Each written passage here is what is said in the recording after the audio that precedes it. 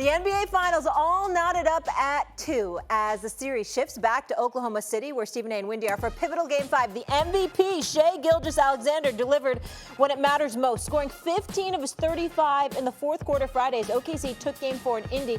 How will the Pacers respond? Tyrese Halliburton. Yeah, he's at the mic. I feel great. It's the best part about playoff series is, when you get the chance to respond. I think that's the great thing about sports. It's you're gonna have good games, you're gonna have bad games, but there's nothing like the game to respond. So I look forward to doing that with this group and coming out and competing. And we got to be ready for a really big challenge that lies ahead with this team and in this environment. So I'm really looking forward to doing that with my teammates and seeing how we respond.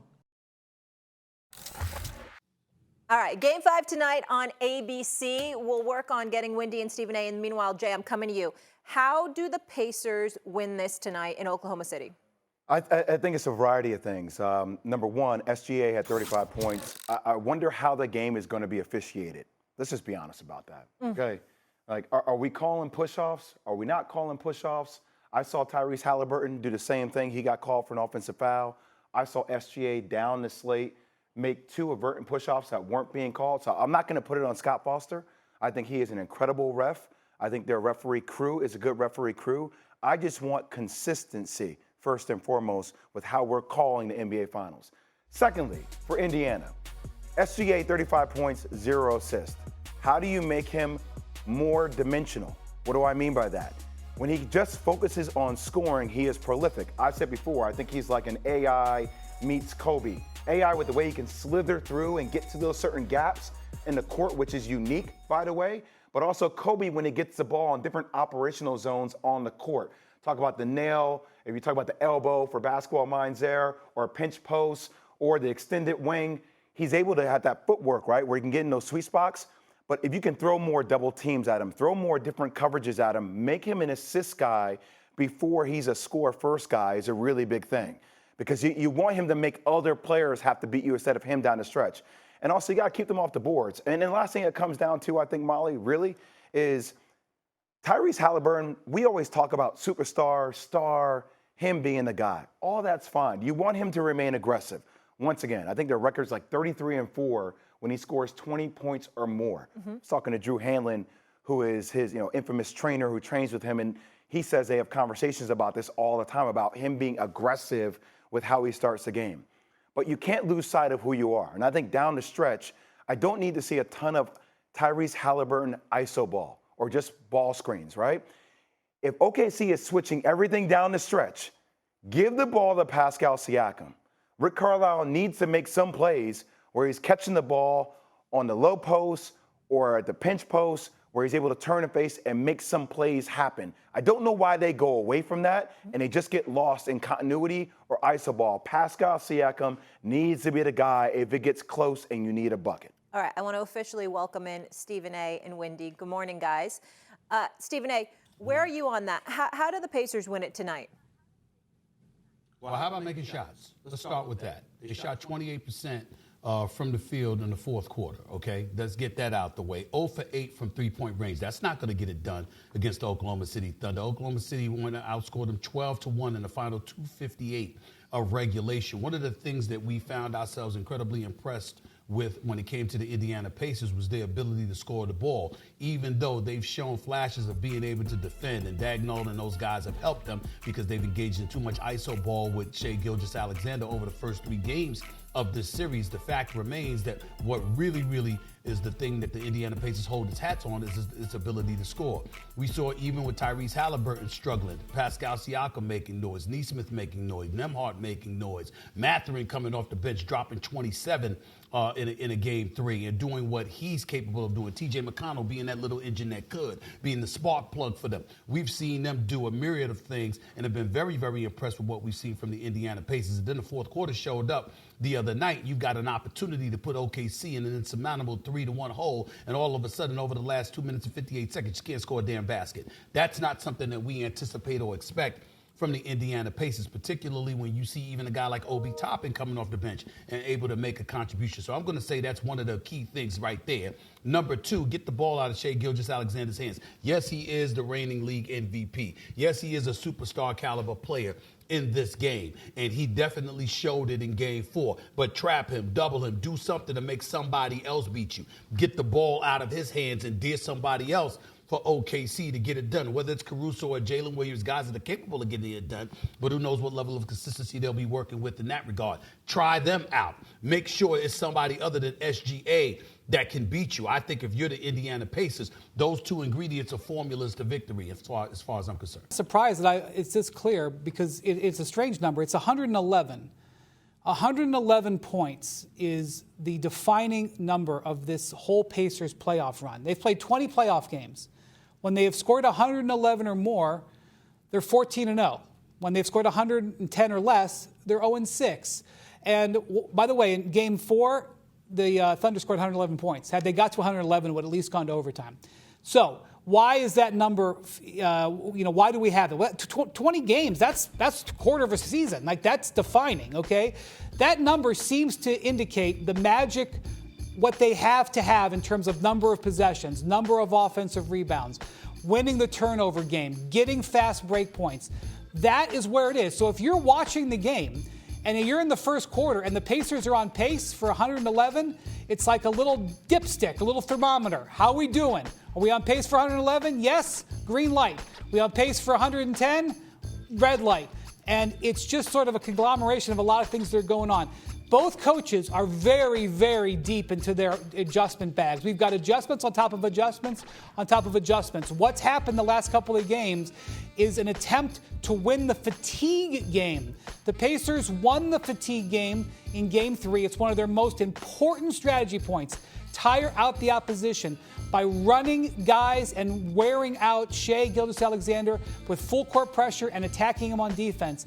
In Game 4, the curveball that the Thunder tossed back, guys, taking Shai off the ball. He had no assists in that game. It was a fascinating statistic. Normally you see a point guard with no assist. You say, what a bad game, a ball hog game. No. That was the product of their strategy working. Jalen Williams was the point guard for 3 quarters. And that made Shai have the energy to have that 15-point fourth quarter. Fascinating back and forth between these teams. Before Jake chimes in as well, let's talk about Mathurin for a quick second because he was a spark plug off the bench. People keep forgetting this is a guy that started 49 of the 72 games he played this year, and he was the 3rd leading scorer on the Indiana Pacers. So this brother is not a bench player. He's somebody that's been in the starting lineup for a vast majority of the season, not to mention the fact that he can score at will. What happened to him in the fourth quarter? 2 fouls, 1 turnover, no blocks, no field goals. That's what happens when you're talking about him. I'm sorry, not him. That was Myles Turner. But when you look at Mathurin, key moments, missed 3 or 4 free throws. 3 or 4 free throws, okay? Two fouls on inbounds places. I mean, it was as good as he is.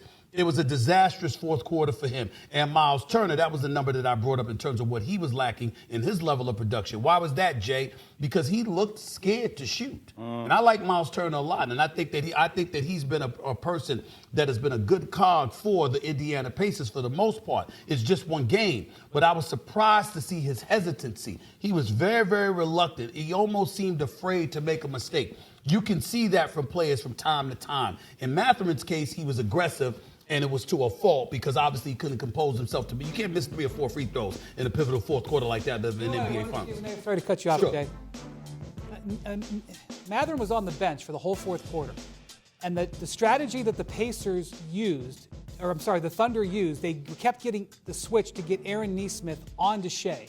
And that's how Nesmith found out. The call that Jay has been, talking about this morning is the push-off that was not called. That was Nesmith who was on SGA at that time. Right. When Nesmith fouled out, okay, that meant Mathurin had to come in, having not played the whole fourth quarter.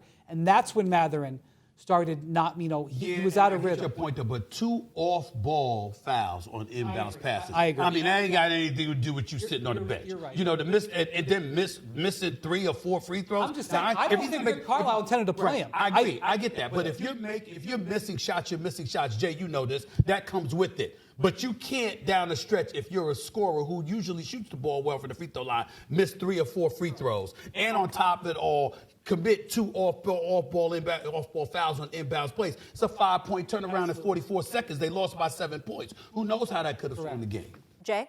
Just to add to what you guys are saying, anybody that talks about this game like, they let it go, they gave it away. I mean, look, OKC found ways to win the game down the stretch. But also, Stephen A., to your point about Myles Turner, his numbers have not been great at all.